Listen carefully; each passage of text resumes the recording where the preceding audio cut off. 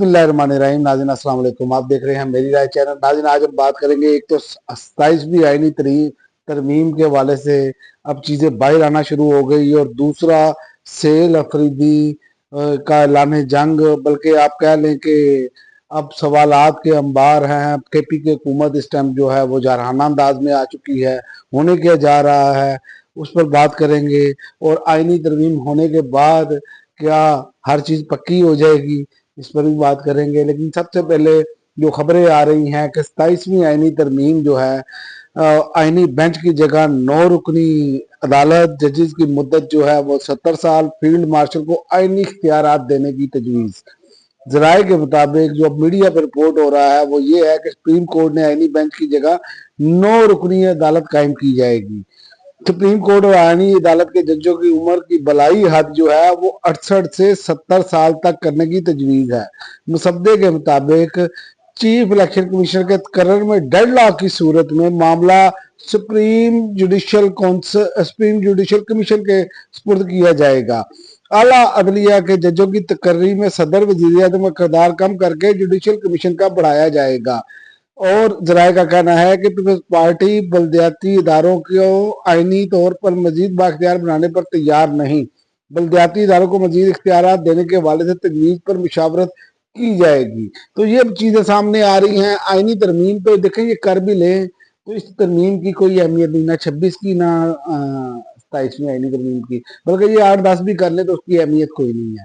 क्योंकि आप देखें कि जो इससे पहले 18वीं तरमीम हुई थी ना, उसको आज भी चूंकि सियासतदानों ने वो कंसेंसस के साथ बाकायदा डिबेट के साथ वो उसको किया था, जिसमें सूबों को इख्तियारात दिए गए थे, तो वो आज भी कायम और दायम है और उसकी वो बरकरार है कि वो वाकई भी तमाम अवामी नुमाइंदों ने किया। लेकिन ये अब सूरत हाल नहीं है।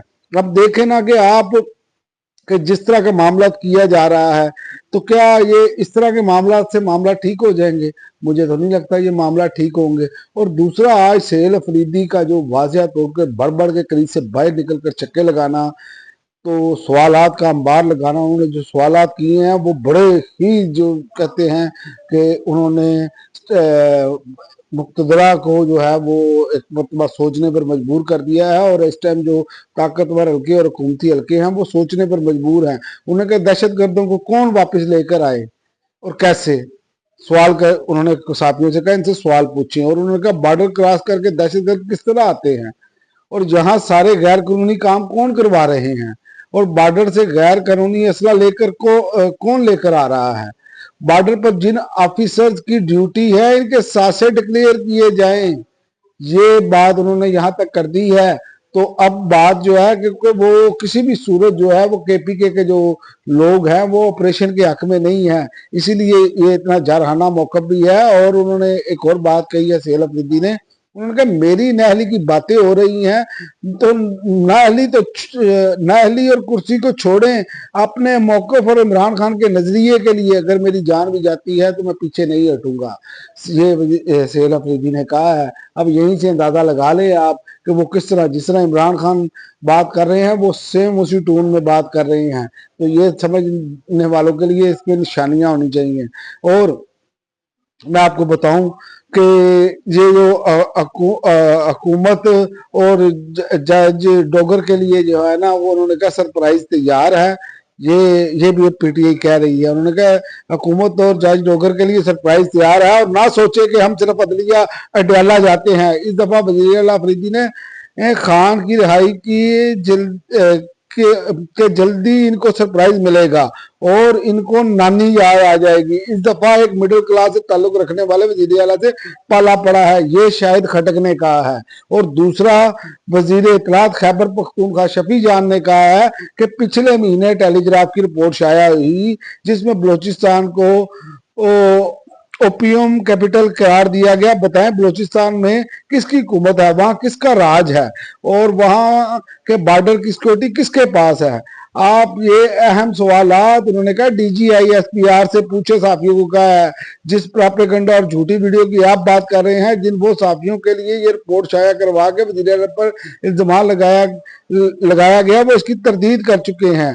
उन्होंने कहा यही बात चंद दिन पहले DGISPR ने साफियों से मीटिंग में की और वही प्रोपेगेंडा वीडियो में आ गई। क्या बाकी लोग कम पड़ गए थे? ISPR का महकमा भी ये काम कर रहा है। तो ये हालात हमारे सामने हैं कि जिस तरह वो क्लियर और खुलकर सामने आए हैं, इसमें तो लग रहा है कि मामला जो है जो इतना सादा नजर नहीं आ रहा। और मैं आपको बताऊं कि जिस तरीके से इन्होंने सेल अफरीदी और मीना खान अफरीदी की तस्वीर लगाकर ये रिपोर्टें शाया करवाई गई, इसी तरीके से इस फोटो की तरदीद हो रही है। बात यह है क्या इस पर माफी मांगी जाएगी? सोचने वाली बात तो ये है। और दूसरा जो मैं आखिर में आपको बता दूं, ये 27वीं आईनी तरमीम पर कौम को मायूस नहीं होना चाहिए। इसकी वजह यह है कि देखिए तरमीमें ये जितनी मर्जी कर लें, इस पर मोर कोई नहीं है। मैं आपको ये बता देता हूं कि जुल्फकार अली भुट्टो ने 27 माह में 5 तरमीम की थी और ये तमाम तरमीम इक़्तिदार और इख्तियारात के लिए में इजाफे के लिए थी। और लेकिन इन तरमीम के बावजूद क्या वो अपना इख्तिदार बरकरार रख सके थे?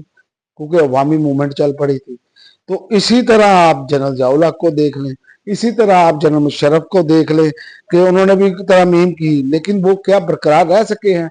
लिहाजा ये इनकी भूल है कि ये अब अवाम याद रखें कि जिस मुल्क की भी अवाम हो ना, वो अगर फैसला कर ले कि हमने ये करना है तो वो होना ही वो होता है। उसकी वजह ये देख लें आप, अमेरिका जैसा सुपर पावर मुल्क जिसकी सबसे तगड़ी स्टेब्लिशमेंट है, तो न्यूयॉर्क में देखें लोगों ने वोट ममदानी को डाला और वो जीत गया।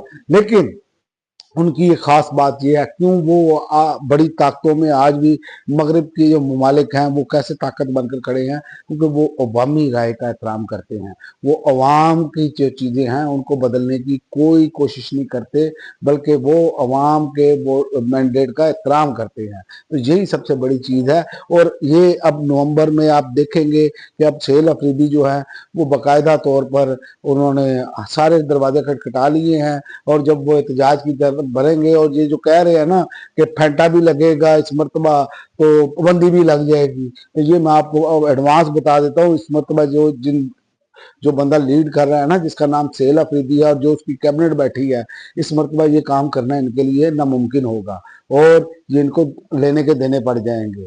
और ये आप आइंदा आते नजर आएगा आपको आइंदा दिनों में कि ये देखें ये क्या होने जा रहा है। वो बड़े भरपूर प्लानिंग के साथ और बड़े अच्छे तरीके के साथ बाकी सियासी जमातों को भी साथ लेकर चल रहे हैं। और खास कर उन्होंने मौलाना फजल रहमान साहब को भी टच किया। हालांकि मौलाना फजल रहमान साहब का उनको पता है कि इन्होंने हमेशा एस्टैब्लिशमेंट की सूरतकारी की है, लिहाजा वो अब कोई खाना कोई खला छोड़ नहीं रहे और आइंदा आने वाले दिनों में आपको नजर आ जाएगा। और यही वजह है कि इमरान खान का जो ट्वीट आया इतना सख्त, ये मैसेज बेसिकली जो है वो सबको था, अपनी जमात से लेकर अपने अहदेदारों से लेकर सबको उन्होंने मैसेज ही दिया है। तो जो ये समझ रहे हैं कि इमरान खान काल का कहेंगे तो लोग अपना ये काल देंगे, नहीं जनाब, ये सब कुछ पहले ही पहुंच चुका है और आपको अनकरीब जो है ये काल आती हुई नजर आएगी। अब तक के लिए नाज़रीन इतना ही, अगली वीडियो तक इजाजत दें। अल्लाह।